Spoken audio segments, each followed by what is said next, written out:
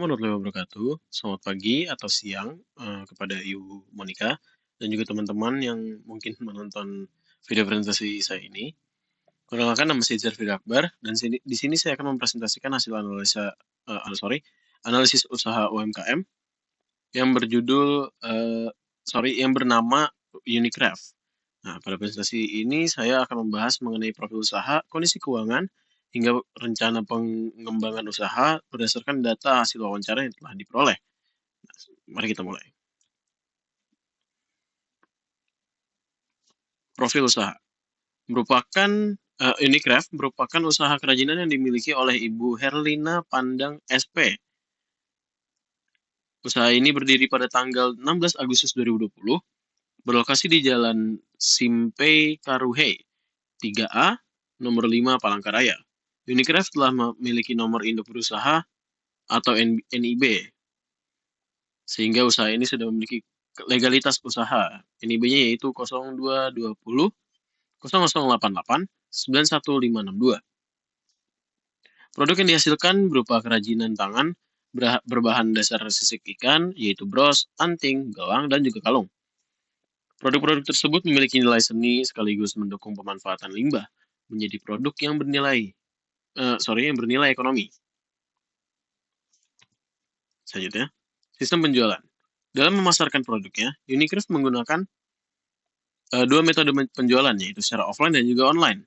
Untuk penjualan offline, produk dipasarkan melalui beberapa swalayan, seperti Sendis Swalayan, Dekranasda, serta mengikuti berbagai pameran dari kegiatan pembelajaran tatap muka.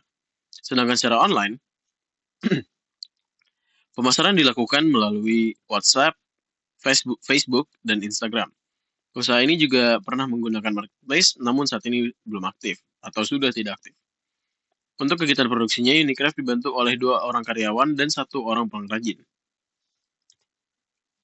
Berdasarkan data yang diperoleh, pendapatan usaha berkisar antara Rp300.000 hingga Rp750.000, tergantung dengan kondisi penjualan. Rata-rata omset yang diperoleh mencapai lebih dari Rp500.000 per bulan, dengan jumlah produk yang berhasil terjual sekitar 100 buah per bulan, bahkan bisa lebih. Produk yang paling diminati oleh konsumen adalah bros dan juga anting. Hal ini menunjukkan bahwa kedua produk tersebut menjadi produk unggulan yang memiliki permintaan paling tinggi dibandingkan dengan produk yang lain. Selanjutnya ada analisis biaya usaha. Biaya tetap yang dikeluarkan meliputi biaya operasional sebesar sekitar Rp100.000, biaya sewa tempat sebesar Rp900.000, dan juga biaya listrik, air, serta internet sekitar Rp150.000 per setiap bulannya. Sementara itu, biaya variabel terdiri dari pembelian bahan baku sisik ikan sekitar Rp500.000 dan bahan pendukung seperti lem, cat, tali, resin, dan serta kemasan sekitar Rp150.000.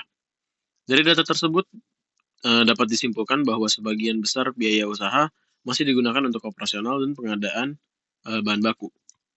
Selanjutnya adalah analisis keuangan. Berdasarkan analisis keuangan, Unicraft memiliki beberapa kelebihan. Pertama, produk yang dihasilkan memiliki ciri khas karena dibuat dari limbah sisik ikan yang diolah menjadi kerajinan bernilai jual. Kedua, usaha ini telah memiliki berbagai saluran pemasaran, baik secara offline ataupun online. Namun, masih terdapat beberapa kelemahan seperti omset yang relatif kecil, promosi digital yang belum maksimal, serta marketplace yang belum dimanfaatkan secara optimal.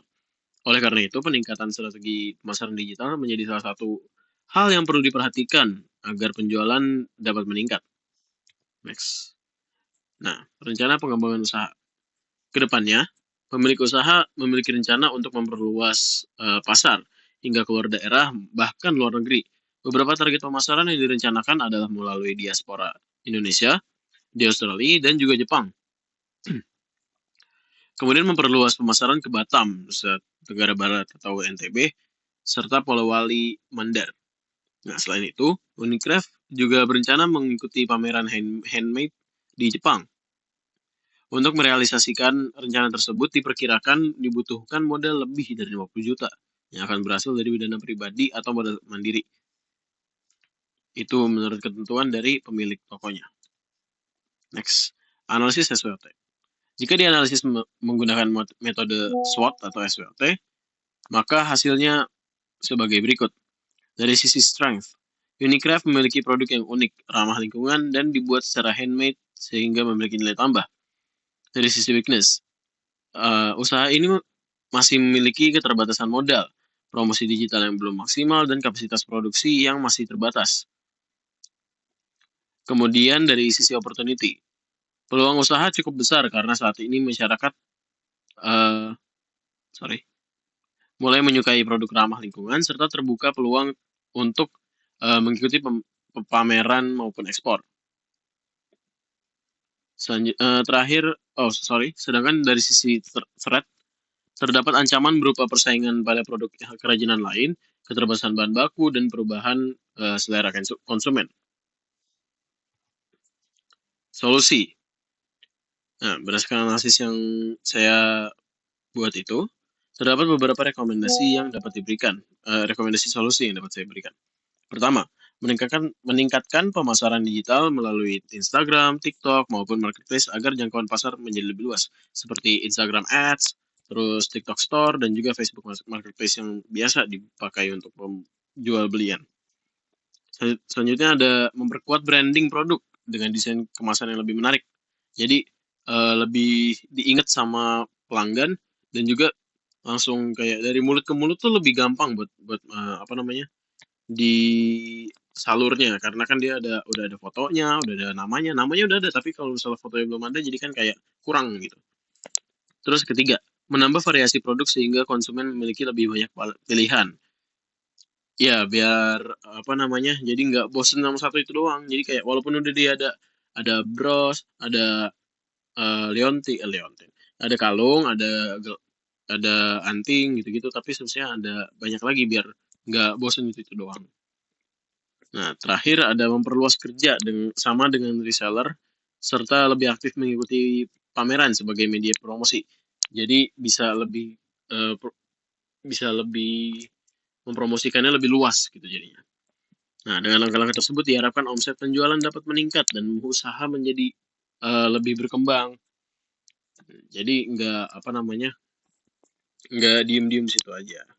Semoga bermanfaat juga ya untuk pokoknya. Nah, terakhir penutup. Sebagai penutup, dapat disimpulkan bahwa Unicraft merupakan UMKM yang memiliki potensi besar untuk berkembang karena menghasilkan produk kerajinan yang unik dan bernilai ekonomi. Walaupun masih menghadapi beberapa kendala, terutama pada aspek